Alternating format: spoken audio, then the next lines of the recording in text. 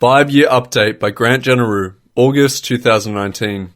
It's now been 5 years on my low vitamin A diet. My health continues to be good, however I've only seen small improvements over the last year. But at least they are improvements and my health continues to move in the right direction. My spine has continued to straighten out more and I am therefore standing slightly taller.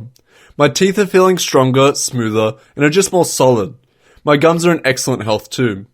My teeth also remain cleaner throughout the day. My energy levels and physical stamina remain good and slightly improved over last year.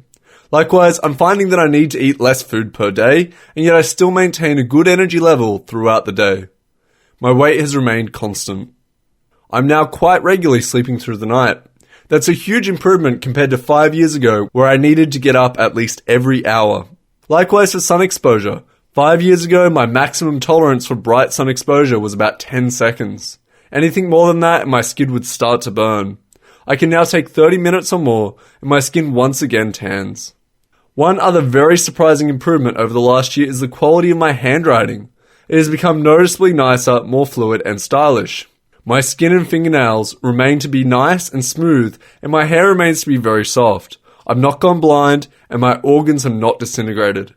Unfortunately, the amount of vascularization in my eyes has only slightly improved over the last year. The net is that I've not seen any big improvements in my health over the last year. So, I think I've probably reached more of a steady state condition of being in pretty good health. Small diet change experiments. I've only tried 2 small diet changes over the last year. One is that I changed out the rice for white bread, made without dairy or eggs. I tested this change for about 2 months. It was a sourdough bread made with non-organic white flour, so it no doubt contained glyphosate. I had no negative reaction health-wise to the white bread, but I felt that it didn't provide quite the same long-lasting energy that I was getting from the rice. Also, as I commented before, that a diet of white rice and beef alone could quickly turn into gut concrete, well, it turns out the white sourdough bread and beef alone can turn into gut concrete with the compressive strength of about 25 megapascals. The black beans helped a lot in mitigating that condition. Nonetheless, I feel that white bread is just not for me. So I'm back to the white rice and occasionally brown rice. The other diet experiment I tried was adding Brazil nuts. In theory, these nuts should have been safe, providing zinc, selenium, vitamin E, etc. But after about 2 weeks, I felt I was starting to have a bad reaction to them. Of course, that bad reaction could have been a complete coincidence too. But stopping them also seemed to coincide with resolving the negative reaction too. The negative reaction was mostly just the development of dry skin on my outer earlobes. Obviously, this one little personal experiment is not very meaningful, so I'm just trying to be complete in reporting what happened with my health over the last year. My blood test for vitamin A and D. I've gotten another blood test for my vitamin A and D levels. The results are as shown in the report below. For some unexplained reason, my first blood sample was rejected by the lab and I was asked to provide a second one. I was seriously disappointed with that 0.1 micromoles per litre result. It's the same value that I had a year ago. I find it a little hard to believe that after another year maintaining a nearly zero vitamin A intake, that my serum level wouldn't have moved lower. Unfortunately, because of where I live, I don't have access to another lab to get a second opinion. Although my vitamin A research is just a side project, I remain fully committed to it. Therefore, I will continue. Although my vitamin A research is just a side project, I remain fully committed to it. Therefore, I will continue my vitamin A-free diet for the foreseeable future. My current plan is to keep with it for at least 5 more years. Other progress reports.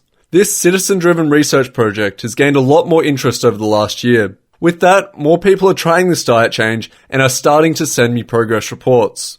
Although I've received some good early progress reports, for most other people it's a long, slow crawl in recovering their health. And as I've written about before, some people go into a detox phase and then get worse.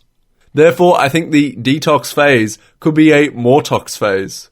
I've discussed this phenomenon with an academic researcher.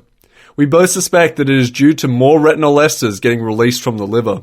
It is quite possibly due to the liver starting to normalize its size and is part of the recovery process from a fatty liver condition. Likewise, it could be due to the adipose tissues normalizing in size too. Except, and a bit oddly, going into the detox phase is not happening to everyone. I'd say the number of people reporting going into the detox phase has been around 20%. It also does not appear to be age or gender related. Some other general themes and patterns are showing up in the progress reports. One is that younger people are indeed recovering faster. The second one is that people are reporting that they are overcoming their anxiety, becoming more social, more outgoing, and developing a positive outlook. Some people are stating that they're thinking more clearly and just generally being happier too.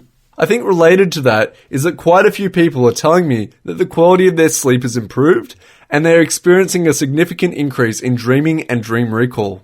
So it appears that one of the early improvements of being on this diet is an improvement in cognitive function. As I stated before, for most adults, it probably took decades to build up into this condition.